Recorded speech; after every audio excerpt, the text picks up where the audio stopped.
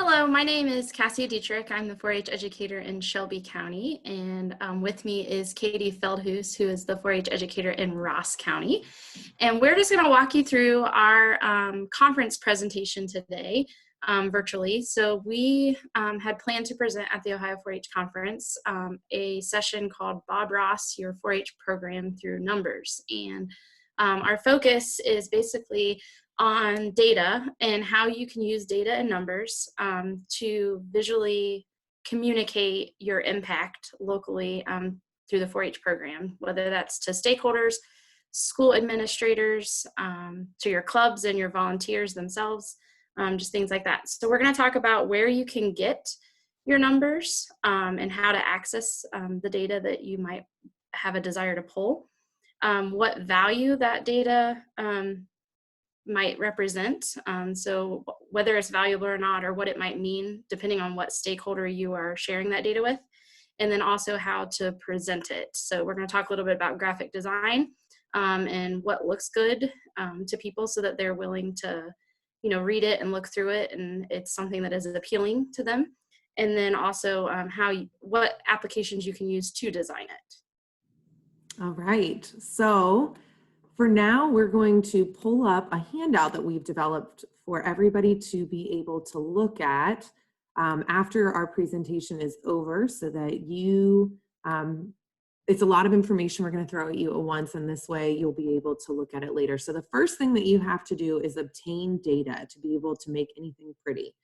So one of the ways that we want to talk about is, how do you get your student enrollment data for your county? Because students are in public schools, private schools, they might be homeschooled. So the first way we want to share is by going to the Ohio Department of Education website, and we've listed that right here. And I'm going to go ahead and click on that. And I'm going to share what that looks like. One second, and I'll pull that website up for you. So it looks just like this. It can be a little overwhelming when you first look at it, but again, this is just the enrollment data for everyone in Ohio. And they've got these two links here. It says fall enrollment, public, district, and buildings, and then non-public buildings. So the first one is going to be anybody that's enrolled in a public school. So most of your students should be there.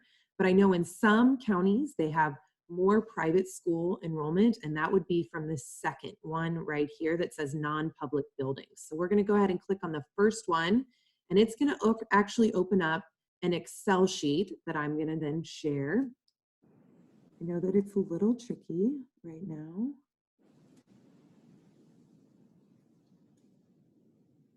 It's opening up for me.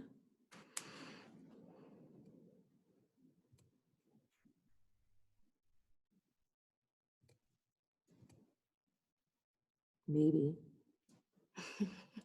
There it is. It's a lot of data. Yeah. Okay, so when you see this down here on the bottom left, it's going to have a bunch of different tabs down here. And the first one talks about data notes. So it's just giving you a brief overview of what's going to be in this file. But the two that we want to point out today is this first tab right here that says by district is how you can know it. And the next tab says by building. So a couple things on here. If you are at all familiar with Excel, I hope so. And if not, we can talk through that on a, whoa, it just stopped sharing that. Let's pull that back up. Okay. So it's organized by county. So you'd want to select all your data. You can click this top left corner to do that, and then click sort, custom sort, sort by county. And it's going to organize all the different school districts that you have by county. So if you were in Allen, here's the ones that you have right here. And you would be able to pull information from this. As you see, as you scroll a little bit to the right, they have it by grade breakdown, and then they have ethnicity, and then they have male, female breakdown. So whatever kind of data you want there to be able to say what is available in my county that I could be reaching as the 4-H educator. But in my county, for example, I'm in Ross County. We have school districts just like everyone else, but we also have school buildings that are housed in Ross County that actually belong to a school district in an adjoining county.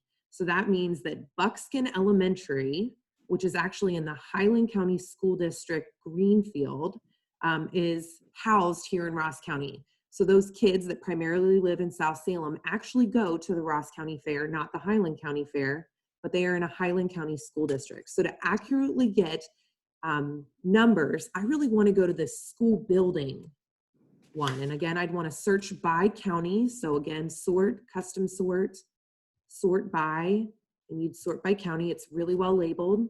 And then I would scroll all the way down to Ross County, and I would be able to see all the buildings that are within my county that hold students that would be accessible by my program. Because again, just because their school district isn't Ross County doesn't mean that they aren't in mine. So again, these are only the public schools. So as you can see, there's Buckskin Elementary, and it's listed as Ross County over here, but again, it is not one of my school districts. So to get accurate numbers, you're gonna wanna do that. So this is a great tool, very, very powerful for you to figure out what is the population you could be reaching and what population are you actually reaching then with your enrollment numbers. And you can do that by grade, which is really important if you wanna break down, for example, your Clover Buds versus your true member age. Okay, the next thing we wanna do is go back to our document. I know this is a lot of flipping around to different screens, but bear with us. And we are going to talk about private schools. So again, if you want to get private schools, there's that second tab that was available there on our, in the Ohio Department of Education that emphasizes private schools. One of the things to note is that in private schools, a lot of times their enrollment isn't very big. And if it's less than 10, they're going to literally say less than 10 and not give you an accurate number there. So you might have to be estimating some. Another good option is, for example, in Ross County, we only have 2 private schools, so I can reach out directly to those school administrators and get their numbers. You can also reach out to your education service center, and they should be able to provide those numbers, and we'll talk more about that in a minute. The next thing is that some counties have a large population of homeschooling students.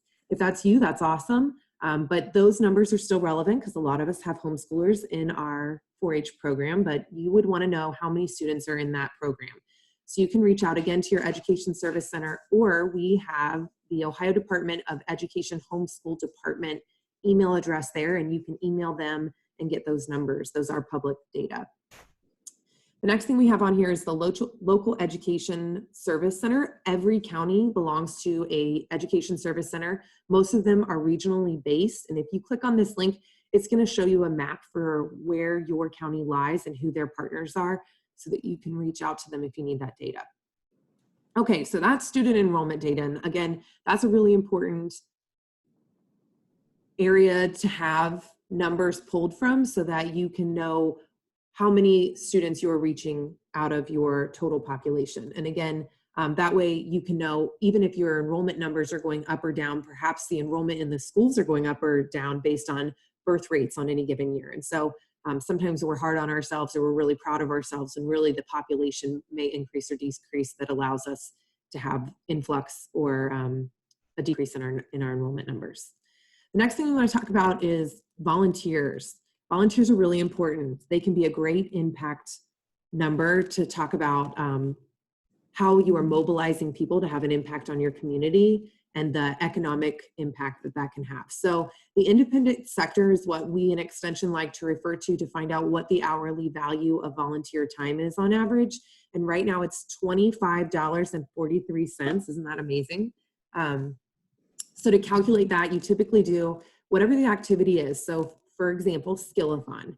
How many hours does that take? So for us, it takes setup is an hour and then we run for 3 hours. We do that 2 times a year. It's not a monthly activity for us. And it takes 125 volunteers to pull that off. So that totals 1,000 hours. So 1,000 hours times 2543 is a total added value to our community of $25,000. That's amazing. And that's just for one activity. So when you start running, what are your volunteer hours for each one of your events and how many volunteers it takes to run each event, times that value, you really see a huge impact on your community that the volunteers are having that wouldn't be possible unless you mobilize the activity. So we want to make sure that we are documenting that somehow.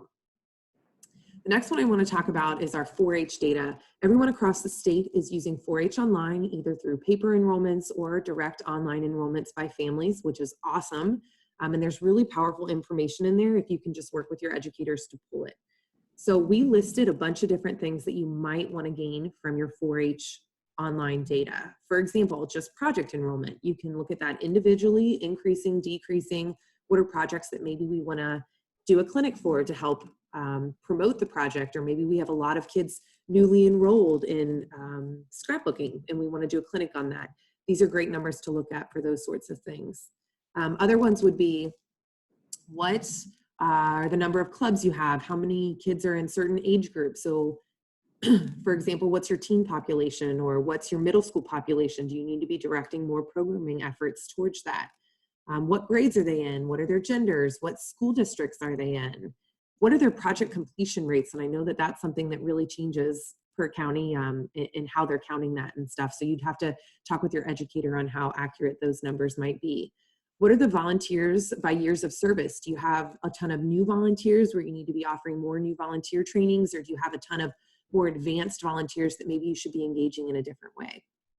What are the volunteers by type? Obviously, organizational advisors are the head advisors of your clubs, project advisors, Cloverbud advisors, key resource volunteers, those kind of things. What are your camp participants? Is that overnight camping or day camping? And how does that number look, or how does that fluctuate over time? School enrichment numbers, that could be in-school programming or after-school programming, especially when you're having persuasive conversations with school administrators to see value in what you're adding to them, or with your county commissioners or any of your funders to talk about, you know, non-traditional program delivery methods that you guys might be trying in your counties. That's important to capture. Another new one that many of us are talking about is our spin clubs. For us in Ross County, we're doing that with a lot of our developmentally disabled schools. We have spin clubs in every one of them, and that's a neat population that we previously weren't really tackling very well. So we're excited about that, but that's a new data number that we want to be pointing out. Another way to pull information that maybe isn't captured in 4-H Online is doing a club survey every year. This could be done through Qualtrics or SurveyMonkey, whatever tool you're comfortable with, to do a simple survey that collects up-to-date information that you can use when working with different constituents. I have listed what we use in Ross County to gather information every year, and I think things to note there is that you're really forming your questions in ways that give you consistent responses, so that it's not a ton of data management work when you do get them, a lot of coding and figuring out. So things I have on here is obviously your club name, organizational advisor contact info. Again, that's something that you probably have in 4-H Online, but if you can populate that in a one-stop shop spreadsheet, it's really helpful. Is your club planning to continue for the year? Do you plan to be accepting new members? Do you need additional club advisors? Maybe you've had some changes and you realize your enrollment numbers in your club have gone sky high and you really think you could use some new volunteers. That's a great way for the office to find out that you need them. Where do you meet? So when somebody calls the office and they're interested in joining a new club, we know you're accepting new members, but if you meet in this part of the county and they live way over here, maybe you're not the best club for them, and we need to have that information. What day of the week does your club meet? You know, maybe you're a kid that's really committed to underwater basket weaving, and they meet Mondays and Wednesdays religiously, and they are never going to be able to come to a club meeting on Mondays or Wednesdays. And you know that Clarksburg Jolly Bee Feeders always meets on Wednesdays. That's just not going to be the club for them, even if it's in their area. So having that kind of information helps us get people funneled to the right clubs quickly. Another good one that we use is, what school districts are your members from? What month is your first meeting? So both those things, if you have, a lot of clubs have multiple school districts in them, that's great. But it's good if kids are in clubs in their school district. It's also good if they're meeting other kids, that's great too. But we found that to be a great way for kids to be successful. What month does your first meeting start? So if you start meeting in October, which is awesome, but you've already gotten 4 of your meetings in and you only have a handful of meetings left, your kids might not meet their 6th meeting requirement if they want to join in February. Where if you're a club that doesn't start meeting until January and you have a lot of spring meetings scheduled, that might be a better fit for that person that calls in February. What project areas your club offers? So in our county, for sure, we have clubs that are more oriented towards food, nutrition, and clothing projects, general projects, as opposed to some of our more heavy livestock clubs. We definitely have clubs that do both, but when we have a survey that just quickly says, check, check, check, we do all of these, that's a really a much faster way to funnel people. Okay, how to use your data. So when you are working with different stakeholders, you need to think about, how can I use the data that I have to paint a good picture of what's going on in our program? So the first example we have here is how to brag about something that's going on in your program. So with the help of 275 volunteers, Ross County delivered 6,800 hours of educational programming related to animal quality care and development. So when you think about that, that could be any of your livestock clinics, that would be quality assurance, that could be coaching during livestock weigh-ins, that you're giving feedback on animals as they come across the scales, anything like that. And then you'd say, according to the independent sector's value of volunteer time at $25.43 an hour, this activity was an investment of, wow, $1,729,000 of hands-on learning for youth in our community, delivered specifically through volunteer time. And again, that's something that's only accomplished because your educators are working to manage those volunteers and invest in them for training.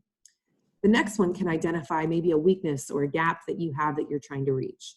So with over a third of the Ross County 4-H program participants in the Clover Clan School District, but less than 1/10 of our volunteers involved in clubs from that district, we need caring adults like you to step up to ensure continued quality program delivery in the Clover Clan School District.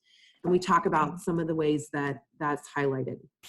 I now want to share a tool that we have created here in Ross County that we use to, I have to open more, that we use frequently to talk a little bit about our program and the things that are going on there. Just give me 1 second to do that. Maybe. There it is. Okay.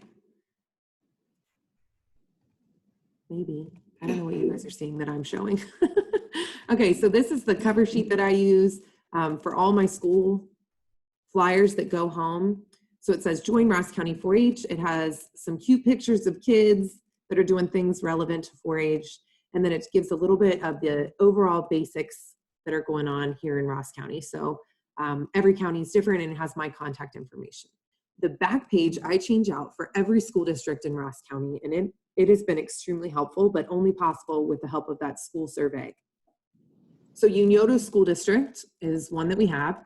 We have 78 clubs in Ross County last year, and 34 of those were held Unyoto students. So that's 44% of our clubs in Ross County had Unyoto students. 23 of those 34 clubs were accepting new Unyoto School District members for 2020. That's awesome. And then we had basically a snapshot. It would have the club name, the advisor name, their phone number and email address, what day of the week those clubs met, and then what projects they offered. So again, if you were looking for a horse club, there's way less options there, but you knew exactly which 6 you could call. And all of those were guaranteed to be accepting new members. One thing to caution if you're going to do a handout like this and send it to school districts is to make sure you have permission from the club advisors to hand out their contact information like this. So that might be one more question that you'd want to add to your survey. We have that permission here in Ross County. But their survey was great. We had tons of kids funneled to clubs without them having to call the office because they had this tool. And it was great to have a conversation with administrators on the impact that 4-H is having on their school district. Other stats that might be included here would be the number of kids that are in that school district instead of just the percentage of clubs that are accepting those. So you can do a ton of powerful things with that data. Now I'm going to turn it over to Cassie, and she's going to talk about how to make some of those pretty visual displays with the numbers that we have shared. Take it away, Cassie. All right. Awesome. Thank you. Okay, let me share this first. So this is a sample of something that I made. Obviously, as an entity of Ohio State, we follow certain branding guidelines. If you're creating something, you might want to run it by the educator in the office just to make sure they're okay with what information is going out there. But this is a relatively easy graphic to create, and I'm going to give you an application for creating here in just a minute. But basically, it's colorful, it's vibrant, it's easy to read, which is really important. It's attractive because it's like I said, easy to read, easy to consume, and has all those numbers in it, which makes it interesting, as opposed to giving them a Word document with just a bunch of paragraphs.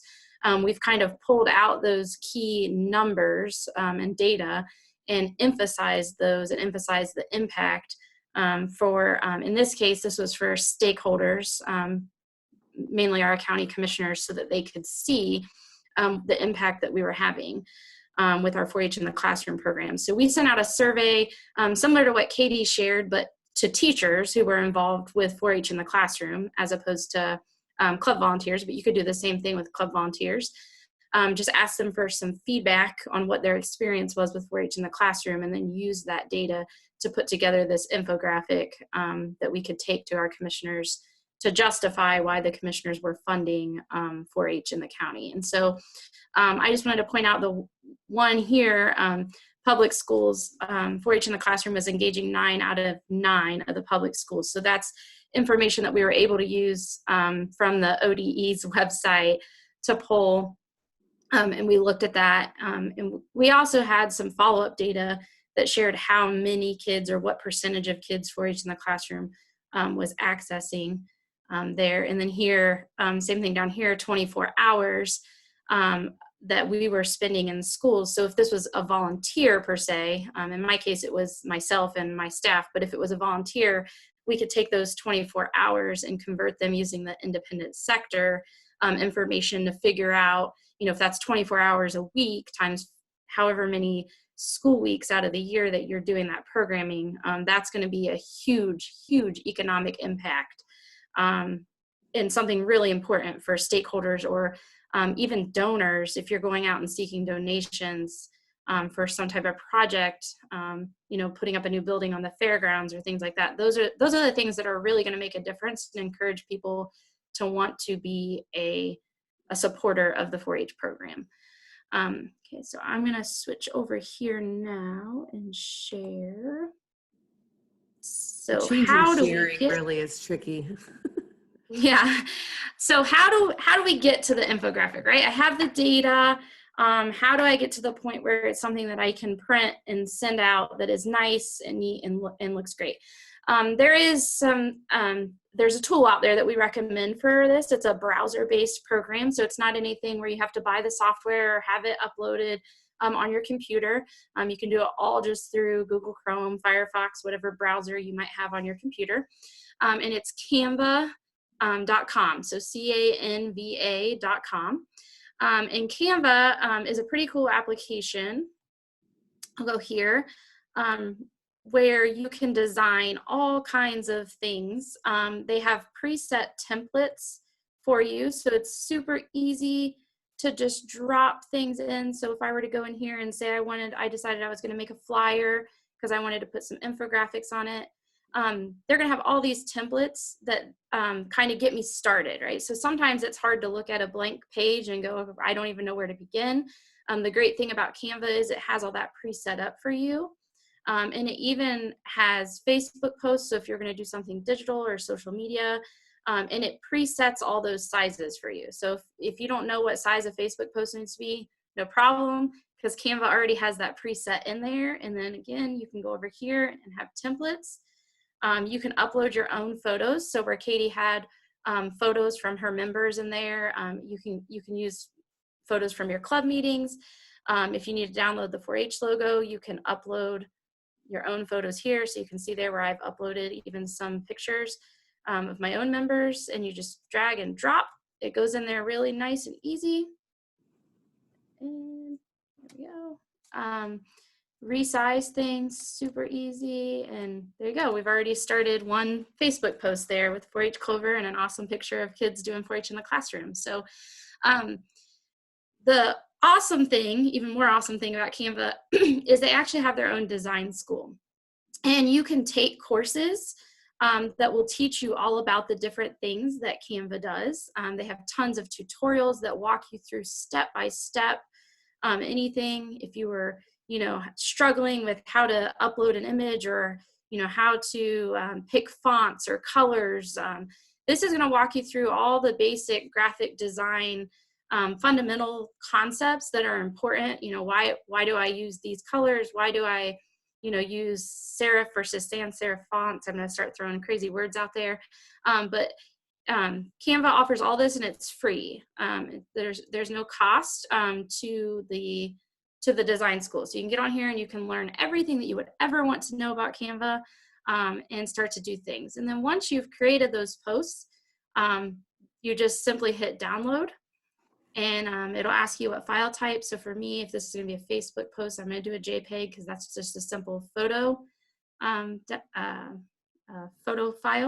And then it downloads it, and now I have it ready to go in my computer to post on Facebook or print, or do whatever I want to do with it. Canva does offer a pro version where you can pay. So if you get really into this and you really want to have a lot of tools, you'll see here where some of the images are marked pro, some are marked free. So there's, like I said, there's lots of free opportunities in there. But if you decide that you want to do pro, you can always subscribe. It's not expensive. It's relatively low cost compared to a lot of the other graphic software that's out there. And then one other thing I want to show, if you've maxed out what you can learn through the Canva Design School, you can also go to udemy.com, which is udemy.com, and you can search Canva on here. So if you want to become a design expert, if you really find out that this is something you're into, they offer tons of courses. These are paid courses taught by actual graphic design professionals and teachers where you could enroll. It's similar basically to college online. So you enroll in a course and you take a course. So you can take that on Canva, but if cost is an issue for you or you don't want to pay, you can go over here to price and you can check mark free. And there are some graphic design professionals out there who decide that they just want to help the industry and support. And so they go through some awesome videos here as well. We're not on that. We are still on Canva. Not? Oh no. Okay. Thank you for letting me know. No Appreciate problem. it. Okay. All right. So let me go back here so that we start. That way you follow along. Okay. So udemy.com, Udemy. And like I said, it's designed to have like college level classes online for people, and they can enroll course by course as opposed to actually enrolling in college and paying tuition and all that. You kind of choose what courses you want to take. So there's obviously some that are quite pricey, but if you go and filter your search to free, you can find courses that are taught by designers that are at no cost to you. And there's tons on here with Canva. It'll show you how to do effects and filters. You can even animate using Canva. So there's all kinds of resources out there that are Canva based for you to learn how to do that so that you can create awesome, pretty graphics like Katie and I showed you. So. All right. Well, we are sad that we were not able to meet with you guys in person, but we are available if you have any questions or you would like us to edit or look at something. We're happy to do so. Our contact information will be, again, on the website where this video is able to be downloaded, and we encourage you to check that out. But the best thing that we can encourage you to do is something is better than nothing. So get in Canva and play around and see what you can learn. And then work with your 4-H educator to figure out what data is most powerful for what your group is going to drive at. So if you're working on recruitment this year, figure out what data you need. If you're working on figuring out what clinics need to be most important for you, pull that data and make it work for you. And hopefully we're not quite Bob Ross-esque, but we hope that you can paint a good story in your program with the numbers that we have showed you how to get. So again, if you have any questions, I'm Katie Feldhues, and this is also Cassie Dietrich. She's in Shelby County and I'm in Ross County, and we are so glad we got to spend time with you today. Have a good one.